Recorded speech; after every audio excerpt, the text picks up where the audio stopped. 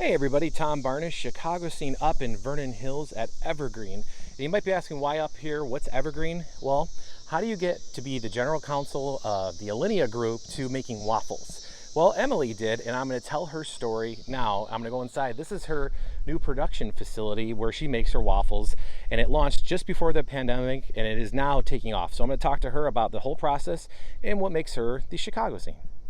All right, so this is how you go from general counsel of Alinea to owning your own brand in itself. This is Emily, and you're in charge of Evergreen, right? That's right.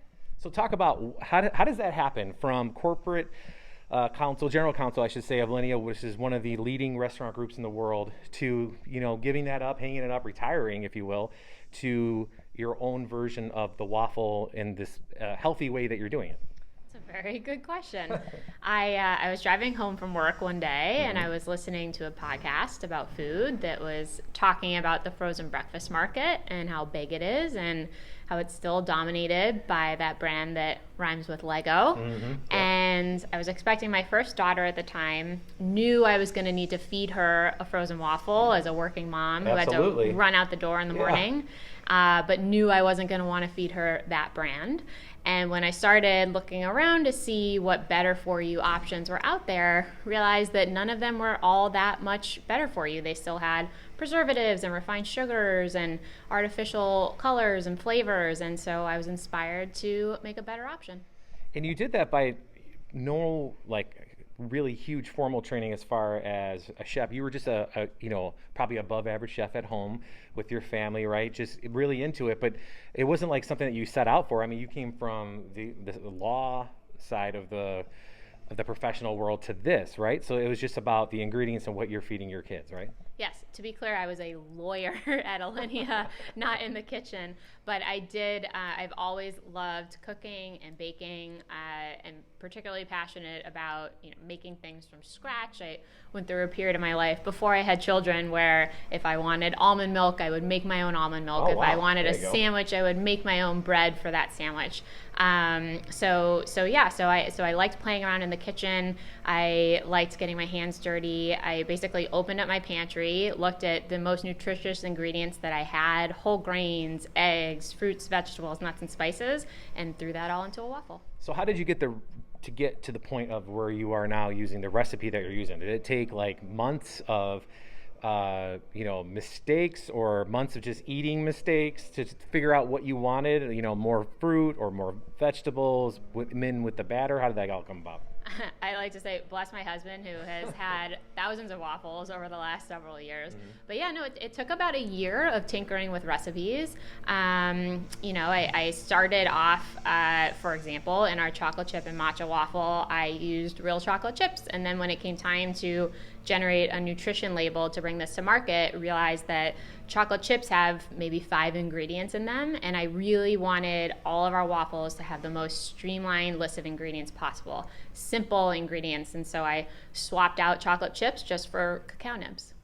And that is the process of how it all happened, right? Just a little, learning from your mistakes as you go, to the point now where you have this facility behind you where everything kind of just happens right here with the staff that you have behind you, right? That's right. Yeah, it was just me in my kitchen and my single mini waffle iron that I bought from Amazon Prime to what you're seeing behind me. And that was you started off like that in that spot, and then you did like a couple of the shared kitchen things and moved up to this spot here. And now, how many waffles are you cranking out a day to ship out, or how do you put that all together? Yeah, no, we make thousands of waffles here a day to ship out to stores all around the Midwest. We're in the Northeast, and we actually have a pallet in our freezer right now that's about to go to Southern California for the first time, which is really exciting. And you also doing your part to help out people who are in need. You're doing some for, was it a pantry that you had in there? Yeah, I studied in law school actually food law and policy and became really passionate about food insecurity and food deserts. And so whenever I can, I donate product to a food pantry in Chicago called Common Pantry. And so we have another pallet in our freezer right now that is waffle, we were testing a new recipe, and so we can't sell those waffles, but I can donate them. So really excited to be able to give back. And from the waffle to the packaging, it all happens in this space here, right? All out of here? It's all out of here. That's right. And it's, I mean, it's not a gigantic staff just because you're still growing and you've only been doing this for how long? Right before the pandemic started, right? Yeah, we hit shelves in Whole Foods in the Midwest the second week of March 2020. So, I mean, kind of a silver lining where it might have been difficult to break into the market back then if it wasn't for the pandemic, but because people weren't going out, ordering things online, picking up at the store. For you, it was almost, this serendipitous moment in that aspect, not the pandemic, I'm saying, but just more about the timing for your business. Yeah, no, it was a time when people were filling their freezers with whatever they could get their hands on. Among toilet paper and everything else, everybody was stockpiling everything, right? Right, Yeah. but freezer items were certainly up there, so I'm sure that people grabbed Evergreen off the shelf, not knowing what it was, willing to give us a chance in those early days just because they wanted something in their freezers. So in that way, certainly I think perversely, the pandemic has benefited us some. On the other hand, we haven't been able to market in the normal way we would, so you don't see sample tables in stores anymore, and that is such a good way for new brands especially to raise brand awareness. So we haven't had those opportunities. So But those are on the horizon? I think they are on the horizon, hopefully. So for people who want to know more about you and your brand and your story, what's the best way for people to get in touch with you and then also get your waffles? Sure. So our website is www.eatevergreen.com. Our social media handles across all channels are at Eat Evergreen. In the Midwest, in Chicago, we are sold in Whole Foods, we're in Foxtrot Market, we're in select Mariano's, but also if you visit our website under Find Us, you can find our whole list of stores. And do you ship to people, or is it? Go ahead.